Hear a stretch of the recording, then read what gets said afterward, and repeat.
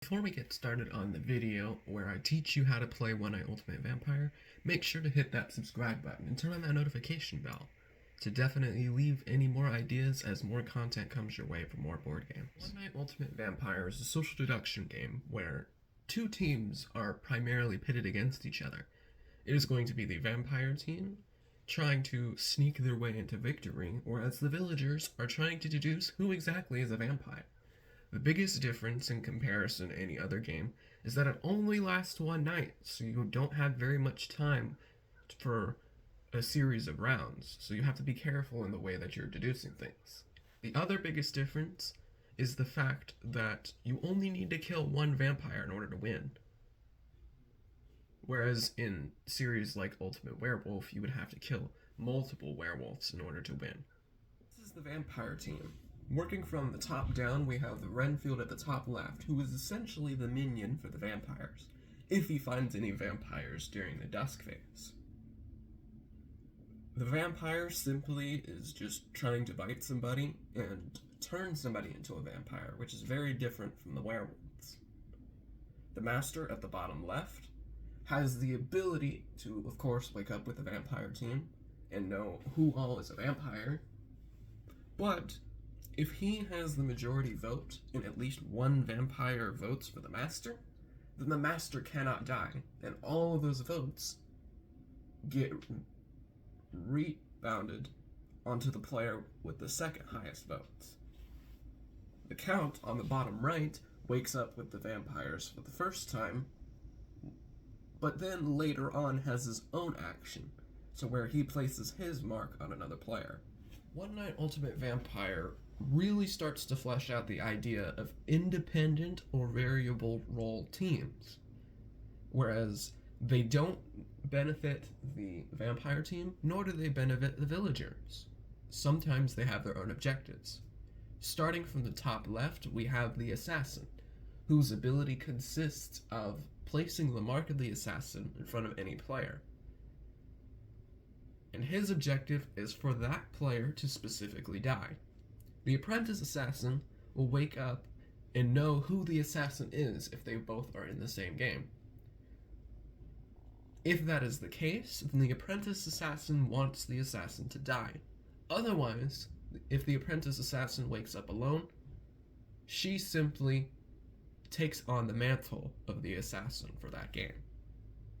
The copycat here at the bottom gets to look at any of the cards that are in the center, which I'll explain how all of that setup works later, and becomes the role that the copycat sees, and will wake up later.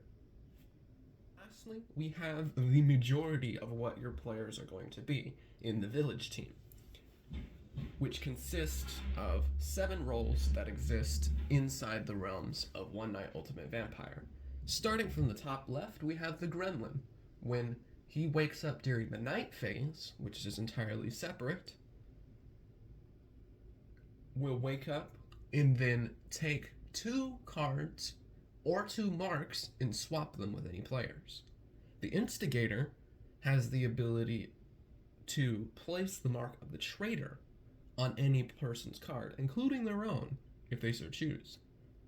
The Pickpocket has the ability to swap his current mark with any other player's mark and view that new mark. The Priest, whenever he wakes up during the Dusk phase, has the ability to take the 2 marks of clarity that are stored away and put one on himself, and may choose to put it on any other player, but doesn't have to. Cupid puts on 2 other players the 2 marks of love. The Marksman has the ability to look at one card from one player and look at a different mark from another player. They can't be the same player. Lastly, we have the Diseased. If the Diseased gets voted out and executed by everybody else, everyone who voted for the Diseased loses the game. The Diseased also wakes up during the Dusk phase and places the mark of the Diseased on any player. Right here in front of us, we have the marks of love. If you and that player who are in love are ever killed off, you are both linked to one another. So if one of the lovers dies during the end of the day phase, then the other player who is also in love also dies, which could help the village or the vampire team. The mark of the bat belongs to the Renfield, but it doesn't have any special powers. However, what it can do is that if vampires accidentally turn the Renfield into a vampire, the Renfield can cleanse himself using the mark of the bat. Closest to us here, the mark of fear belongs to the Count. Any roles in any One Night Ultimate game that get the mark of fear are not allowed to wake up and take their night action, as they are too terrified to do anything about it. However, if your character's role happens to act during the Dusk phase, then they still have the ability to take whatever actions that they have. In the middle, we have the mark of the assassin. Whether it's given by the assassin themselves or by the apprentice assassin who is the only assassin in the game, that mark means that if that player dies, either the assassin or the apprentice assassin wins the game by themselves alongside any other team that wins. The mark of the disease, whenever it is put on any player, if anybody votes for the player with the mark of the disease, then every single player, regardless on whose team they are on, loses. So for example, if a couple of vampires and a large majority of villagers vote for a player with the mark of the disease, then they all lose, even if no vampires are killed. Next, we have the mark of the traitor, which belongs to the instigator. If you have the mark of the traitor, your win condition changes from everybody else. If you are on the villager team or the vampire team, then your goal is to get one of your own teammates killed in order to win, and you win alongside whoever else might win. The mark of the vampire is the most important mark, as it's the one that comes out the earliest in One Night Ultimate Vampire. Whenever the vampires decide who to give the mark of the vampire to, that player becomes a vampire. Yet their roles and whatever abilities that they had prior to becoming a vampire still take place during the Dusk or Night phase. Finally, we have the marks of clarity, which everybody starts off with, but the priest has the ability to cleanse people of any other marks. The marks of clarity themselves don't have any abilities within themselves, but they can clear all the marks of love, the mark of the vampire, the traitor, disease, assassin, fear, or the bat.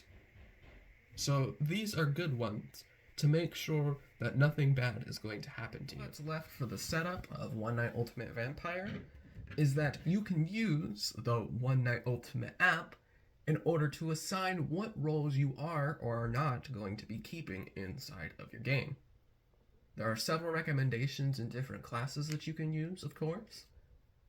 But once you have decided what roles are going to be in the game, you are simply going to take those roles, shuffle them, and distribute one to each player. This will be the only time that they'll be able to look at their roles, so carefully keep that in mind. Regardless of how many roles that you choose to have or how many players that you have, this is what your setup is going to look like, in essence. There are always going to be 3 cards in the center, as it provides opportunities for the vampire team to be able to bluff as a different role, and to not necessarily know what roles are or are not in play. So it's very important that you always have that 3 more. When I mentioned the Dusk phase earlier, that's very different from One Night Ultimate Werewolf. All that the Dusk phase consists of is all the roles that add marks or move around marks. These are easily able to be told because all of the role tokens inside of One Night Ultimate Vampire are either going to be a positive number or a negative number. If it is a negative number, then they activate and wake up during the Dusk phase. The Dusk phase simply ends once all the marks have been moved and placed, And you will be told, either through the app or through whoever you designate to be the announcer, to have everybody wake up and look at the marks.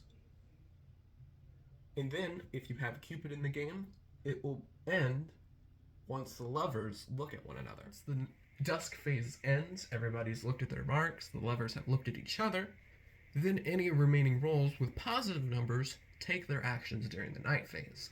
The exception to this rule is if that player who takes an action during the night phase has the mark of fear in front of them when they looked at their mark. Once the night phase ends, everybody wakes up and discusses what exactly happened during the dusk phase and what happened during the night. The vampires are trying to lie and come up with bluffs and stories and manipulate the villagers to be turned against each other. At the end of the time, players will hold up their fingers in the air and at the count of 3, point to who they think the vampire is. Whoever receives the most votes will turn their card over and will determine which team has won. If a vampire dies, at least one, it doesn't have to be all of them, then the village team wins. Even if a villager gets caught in the crossfire, as long as a vampire dies, the village team wins. If no vampires get caught by the village team, and all the vampires have remained alive, then the vampire team wins. If any of the independent roles, such as the assassin, the apprentice assassin, or the copycat complete their objectives, depending on what their abilities partake in, then they win, in addition to whatever team has won the most. If it is suspected that there are no vampires in play whatsoever, then all that has to happen is that, to the agreement of the group, everyone votes in a circle and gets one vote. If there are no vampires at all, and nobody dies, then the village team wins. For players who aren't interested in using the One Night Ultimate app and want someone to physically call out the roles to everybody else who is playing, this is the order that it goes. The copycat will go first. The vampires, consisting of the master, the vampire, and the count, will all wake up to know who each other are. Then the count will take their dusk action. Then the Renfield will take theirs. Then the diseased. Then the Cupid, instigator, priest, assassin, apprentice assassin. Then the dusk phase will end. At that point, everybody will look at their marks. Then everybody will close their eyes once again. If there are any lovers, the lovers will then wake up at that point in time and find each other. Then we move on to the night phase, which consists of the marksman going first, then the pickpocket, then the gremlin, then everybody wakes up. Night Ultimate Vampire is a little bit complicated to get into because you have to keep track of the marks and what people might be lying or might not be lying as, but otherwise it's an incredibly fun, incredibly short social deduction game, as it'll only take you about 5 to 10 minutes to actually play a full round, and you can definitely get multiple rounds in at a time. When I conclude all of my tutorials of One Night Ultimate Werewolf, One Night Ultimate Vampire, One Night Ultimate Alien, and One Night Ultimate Daybreak, as well as covering the bonus roles, I will do a full-scale tutorial talking about what is called an epic battle, which consists of the aliens versus vampires versus werewolves, all competing head-to-head against each other. And of course you can compete any two teams against each other. But otherwise, I hope you guys found this video useful, and I will see you guys in the next video.